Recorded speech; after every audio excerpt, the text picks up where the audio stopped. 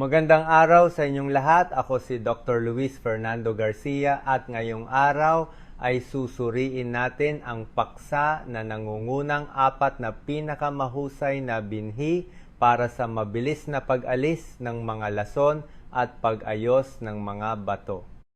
Paano kung sasabihin ko sa iyo na ang ilan sa pinakamaliit na pagkain sa iyong kusina ay makakatulong na alisin ang mga lason sa iyong katawan at sumuporta sa mas mabilis na pag-ayos ng iyong mga bato. Maaring mukhang napakaliit ang mga binhi, ngunit puno ang mga ito ng kapangyarihan. Sa loob ng bawat binhi ay naroon ang lahat ng kailangan upang magpatubo ng bagong halaman. Yun ang dahilan kung bakit ang mga binhi ay puno ng sustansya na tunay na kailangan ng iyong mga bato upang manatiling malusog. Ang mga binhi ay mayaman sa fiber na tumutulong sa iyong katawan na mas madaling alisin ang dumi at lason.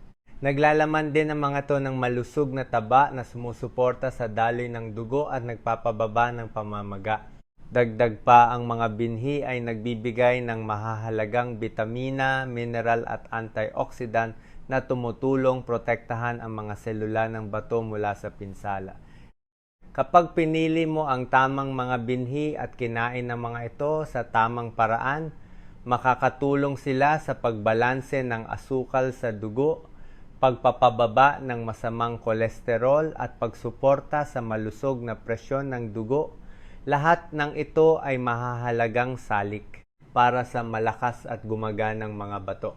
Panoorin ang video na ito hanggang sa huli dahil ipapakita ko sa iyo kung paano gamitin ang mga binhing ito ng tama upang hindi mo lang kainin ang mga ito, kundi makuha mo rin ang tunay na benepisyo nito sa bato.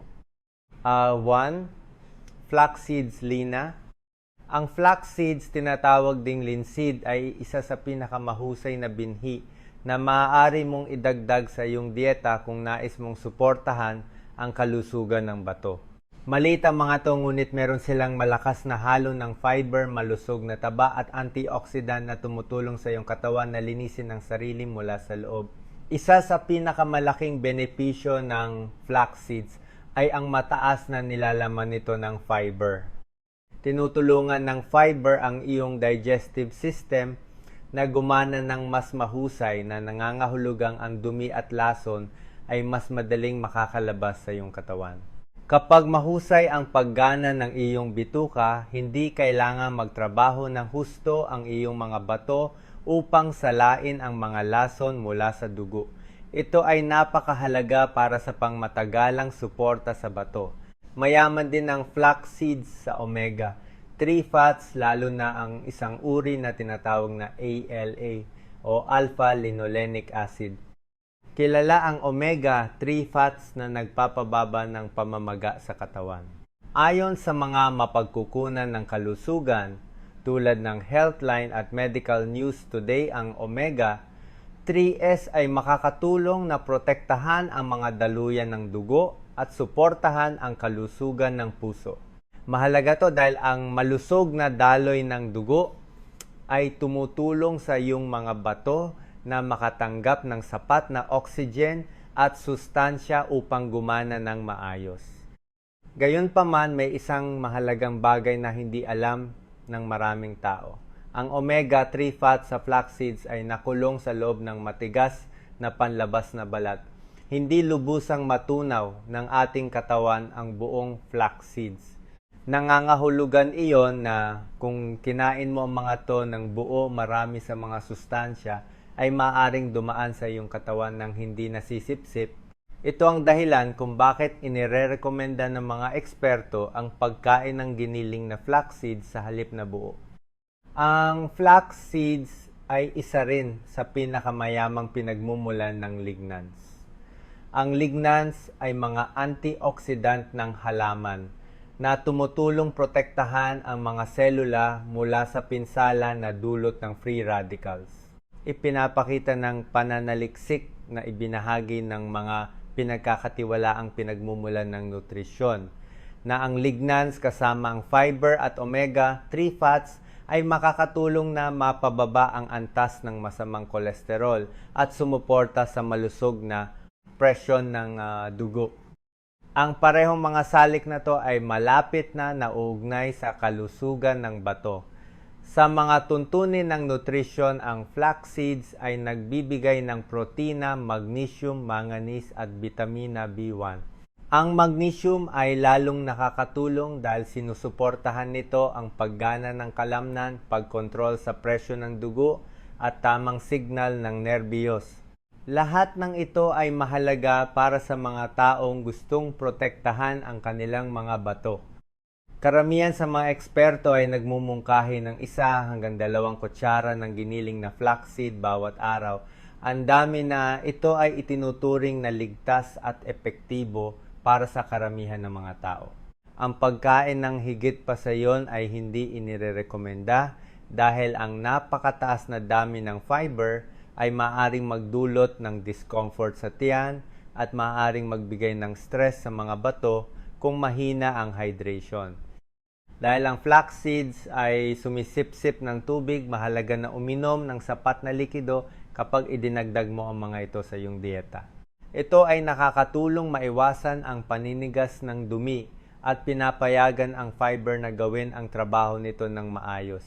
Ang isa pang magandang punto ay ang flax seeds ay itinuturing na mababa sa oxalates. Ginagawa itong mas ligtas na option para sa mga taong madaling magkaroon ng calcium oxalate kidney stones, lalo na kung ihahambing sa ilang ibang binhi.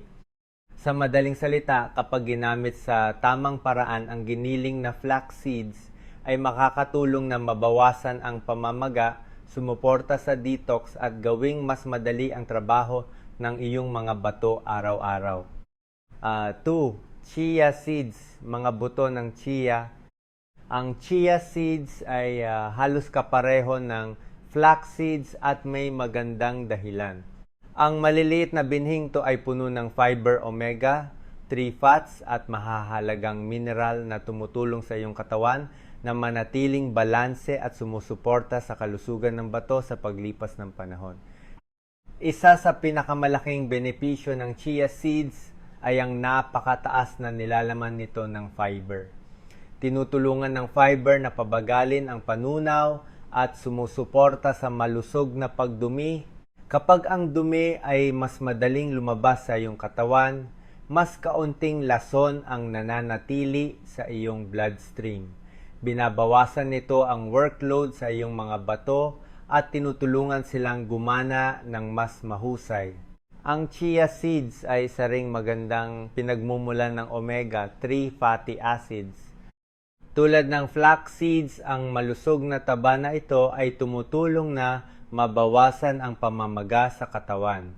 Ang talamak na pamamaga ay malapit na nauugnay sa pinsala sa bato, mataas na presyon ng dugo at sakit sa puso. Ang mga pinagkakatiwalaang pinagmumulan ng kalusugan tulad ng Healthline ay nagsasaad na ang omega-3 fats ay makakatulong na suportahan ang kalusugan ng daluyan ng dugo na mahalaga para sa tamang pagsasala ng bato. Sa mga tuntunin ng sustansya, ang chia seeds ay nagbibigay ng plant-based na protina, vitamina, B1, magnesium at manganese. Ang magnesium ay gumaganap ng isang mahalagang papel sa pagkontrol sa presyon ng dugo at pagpapahinga ng kalamnan. Ang pagpapanatili ng presyon ng dugo na matatag ay isa sa pinakamahalagang hakbang sa pagprotekta sa iyong mga bato, lalo na kung ikaw ay nasa panganib ng sakit sa bato. Naglalaman din ng chia seeds ng antioxidant polyphenols. Ang mga antioxidant na to ay tumutulong protektahan ang mga selula ng bato mula sa oxidative stress na nangyayari kapag sinisira ng mga nakakapinsalang molekula ang malusog na tissue. Sa paglipas ng panahon, ang oxidative stress ay maaaring magpahina ng paggana ng bato. Kaya mga pagkaing mayaman sa antioxidant tulad ng chia seeds ay maaaring magbigay ng dagdag na proteksyon. Gayunpaman, ang chia seeds ay dapat kainin sa tamang paraan. Ang mga bining ito ay maaaring sumipsip ng hanggang 15 beses ng kanilang timbang sa tubig Kung kinain mo mga ito ng tuyo o walang sapat na likido, maaari silang lumaki sa loob ng iyong digestive system. Ito ay maaring humantong sa paglobo, dehydration o pagbara ng panunaw. Ang lahat ng ito ay maaaring magbigay ng dagdag na stress sa iyong mga bato. Iyon ang dahilan kung bakit ang hydration ay napakahalaga kapag kumakain ng chia seeds. Inirekomenda ng mga eksperto ang pagbabad sa mga ito sa tubig ng hindi bababa sa 10 hanggang 15 minuto bago kainin o idagdag sa mga pagkain tulad ng oatmeal yogurt o smoothies kung saan mayroon ng likido. Mahalaga rin ang pag-inom ng sapat na tubig sa buong araw. Ang pagkontrol sa porsyon ay isa pang mahalagang punto. Bagaman malusog ang chia seeds, ang pagkain ng sobra ay maaaring magpataas ng iyong paggamit ng phosphorus at oxalates. Para sa suporta sa bato, karamihan sa mga eksperto ay nagmumungkahi ng halos 1 kutsara bawat araw. Ang dami na ito ay nagbibigay ng mga benepisyo ng hindi niloload ang mga bato. Kung meron kang kasaysayan ng kidney stones o advanced kidney disease, maaari pa ring isama ang chia seeds. Ngunit ang moderation at tamang hydration ay critical. Kapag ginamit ng maingat, ang chia seeds ay makakatulong na suportahan ang panunaw, bawasan ang pamamaga at gawing mas madali ang trabaho ng iyong mga bato, hindi mas mahirap. Bago tayo magpatuloy, kung nakita mong kapaki-pakinabang ang video na to, mangyaring mag-subscribe sa channel para sa mas simple pang mga tip upang protektahan ang iyong mga bato at pagbutihin ang iyong kalusugan. Kung meron kang anumang mga katanungan o problema sa iyong mga bato, mag-iwan ng komento sa ibaba. Binabasa ko ang lahat ng ito at ang iyong tanong ay maaaring makatulong din sa iba. At talagang curious ako, saan ka nanonood at ilang taon ka na? I-drop ito sa mga komento at suportahan natin ang isa't isa sa paglalakbay na to sa kalusugan. 3. Sesame seeds linggay. Ang sesame seeds ay isa sa pinakamatandang binhi na ginamit ng mga tao at popular pa rin ang mga ito ngayon sa isang magandang dahilan. Maaari mo itong makita sa sesame oil, tahini, sesame milk o ipinandidilig sa pagkain. Ang maliliit na binhing ito ay maaring mukhang simple ngunit naglalaman ang mga ito ng maraming malakas na sustansya. Ang sesame seeds ay nagbibigay ng malusog na taba-protina ng halaman, mahalagang amino acid, bitamina at malakas na antioxidant. Dalawang mahalagang compound na matatagpuan sa sesame seeds ay ang sesamin at sesamol. Ayon sa pananaliksik na ibinahagi ng mga pinagkakatiwalaang pinagmumulan ng kalusugan, ang mga compound na ito ay nakakatulong na mabawasan ang pamamaga at protektahan ang mga selula mula sa oxidative stress. Ang mas mababang pamamaga ay mahalaga para sa kalusugan ng bato. Kapag mataas ang pamamaga sa mahabang panahon, maaari nitong dahan-dahang sirain ang tissue ng bato. Ang mga antioxidant sa sesame seeds ay tumutulong protektahan ang puso, atay, at bato sa pamamagitan ng pagbabawas ng pinsala na ito. Iminumungkahi din ng ilang pag-aaral na ang mga compound ng linga ay maaaring makatulong na mapababa ang kolesterol at sumuporta sa malusog na daluyan ng dugo na nagpapabuti ng daloy ng dugo sa mga bato. Ang sesame seeds ay maaari ding sumuporta sa kalusugan ng balat pandinig at pabagalin ang mga palatandaan ng pagtanda. Iminumungkahi pa ng mga maagang pag-aaral sa laboratorio na maaari silang makatulong na labanan ang mga selula ng kanser. Bagaman mas maraming pananaliksik sa tao ang kailangan pa. Habang patuloy na pinag-aaralan ng mga siyentipiko kung gaano kahusay sinisipsip ng katawan ang mga sustansya na ito, ang sesame seeds ay nananatiling masustansya at masarap na pagkain kapag ginamit ng tama. Gayunpaman, ang sesame seeds ay hindi ligtas para sa lahat, lalo na sa mga taong may problema sa bato. Ang isang malaking alalahanin ay ang oxalates. Ang sesame seeds ay napakataas sa oxalates na maaring magpataas ng panganib ng calcium oxalate kidney stones. Kung meron kang kasaysayan ng kidney stones, ang sesame seeds ay madalas na nakalista bilang isang pagkain na dapat iwasan o mahigpit na limitahan. Ang sesame seeds ay mataas din sa phosphorus at potassium. Ang phosphorus ay lalo na mapanganib para sa mga taong may stage 3 hanggang stage 5 chronic kidney disease. Ang sobrang phosphorus ay maaaring magpahina ng mga buto at makapinsala sa mga daluyan ng dugo. Ang antas ng potassium sa sesame seeds ay moderate, ngunit mabilis itong dumami kung madalas kinakain. Ang isa pang issue ay ang phytates na maaring humarang sa pagsipsip ng mahahalagang mineral. Ang paglitson ng sesame seeds ay maaring magpababa ng phytates, ngunit hindi nito inaalis ang oxalates o phosphorus. Kaya paano dapat gamitin ang sesame seeds para sa malusog na individual? 1 hanggang 2 kutsara sa isang araw ay maaaring sumuporta sa kalusugan ng puso at bato bilang bahagi ng isang balanseng dieta. Para sa mga taong nagkakaroon ng kidney stones, pinakamahabuti na iwasan ng sesame seeds o kumain ng napakaliit na dami. Kung kinain ng pagpapare sa mga pagkaing mayaman sa calcium tulad ng yogurt o gatas ay maaaring makatulong na itali ang oxalate sa bituka. Para sa mga may advanced kidney disease, ang sesame seeds ay dapat lamang kainin pagkatapos kumonsulta sa isang dietitian dahil sa kanilang mataas na nilalaman ng phosphorus, karaniwan silang itinuturing na limitadong pagkain. Sa madaling salita, ang sesame seeds ay maaaring makatulong ngunit lamang kapag ginamit ng maingat at sa tamang sitwasyon.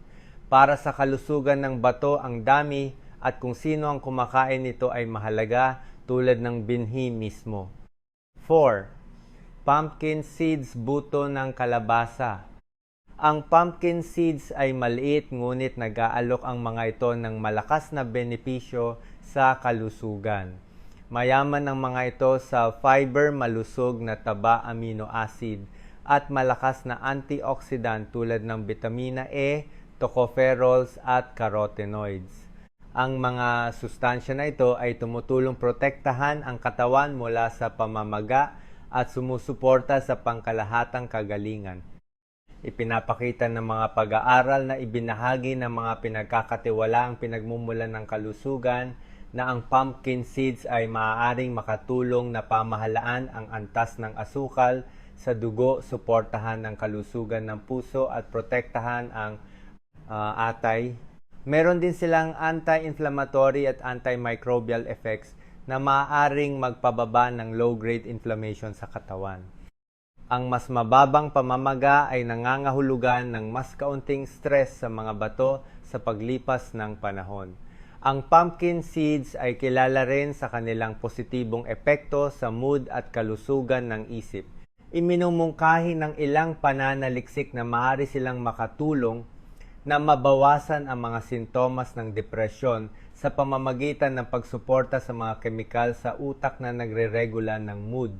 Sinusuportahan din nila ang panunaw at tumutulong protektahan ang lining ng tiyan na nagpapababa ng panganib ng mga ulcer. Ang lahat ng mga benepisyo na ito ay tumutulong sa katawan na gumana ng mas mahusay na nagpapahintulot sa mga bato na gawin ang kanilang trabaho nang hindi gaanong nahihirapan. Ang isa pang mahalagang benepisyo ay ang kanilang mataas na nilalaman ng zinc at magnesium. Ang pumpkin seeds ay isa sa pinakamahusay na plant sources ng zinc na sumusuporta sa paggana ng immune system at pag-ayos ng tissue.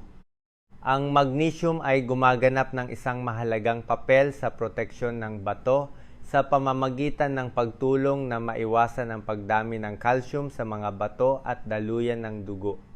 Ito ay maaring magpababa ng panganib ng calcification ng bato at pangmatagalang pinsala. Ang mga antioxidant sa pumpkin seeds, lalo na ang vitamina E at carotenoids, ay tumutulong protektahan ang nephrons, ang maliliit na unit ng pagsasala sa loob ng mga bato. Sa pamamagitan ng pagbabawas ng oxidative stress sa mga filter na to, ang pumpkin seeds ay maaari sumuporta sa mas malusog na paggana ng bato. Gayunpaman, ang pumpkin seeds ay isang double-edged sword para sa mga taong may advanced kidney disease. Ang mga ito ay mataas sa phosphorus at potassium, dalawang mineral na dapat limitahan ng maraming pasyente ng CKD. Halos 1 ounce o mga 2 kutsara ay naglalaman ng humigit kumulang 330 hanggang 350 milligrams ng phosphorus, sinasipsip ng katawan ng halos kalahati o higit pa ng plant-based na phosphorus na maaaring magpataas ng antas ng phosphorus sa dugo. Ang parehong maliit na serving ay naglalaman din ng 220 hanggang 250 milligrams ng potassium na mabilis na dumami sa isang restricted diet. Dahil dito, ang mga taong nasa renal diet ay hindi dapat kumain ng pumpkin seeds bilang isang malaking merienda. Sa halip dapat nilang limitahan ang mga porsyon sa isang kutsara na ginagamit bilang topping sa mga salad o pagkain sa halip na kainin ng maramihan. Ang isa pang mahalagang punto ay ang sodium. Maraming nabibiling pumpkin seeds sa tindahan ang masyadong maalat. Ang sobrang sodium ay nagpapataas ng presyon ng dugo na isa sa pinakamalaking kalaban ng kalusugan ng bato. Palaging pumili ng hilaw o dry roasted unsalted pumpkin seeds. Para sa mga taong may malusog na bato, ang pumpkin seeds ay mas malayang matatamasa. Halos 1/4 cup bawat araw ay isang masustansyang merienda na sumusuporta sa kalusugan ng puso, immune system at bato. Sinusuportahan din ng pumpkin seeds ang kalusugan ng pantog at prostate sa pamamagitan ng pagbabawas ng presyon sa urinary tract. Tinutulungan nila ang pagdaloy ng ihi ng mas madali. Ito ay hindi direktang nagpapababa ng stress sa mga bato at sumusuporta sa mas maayos na paggana ng bato. Sa buod, ang pumpkin seeds ay lubhang masustansya at protektibo.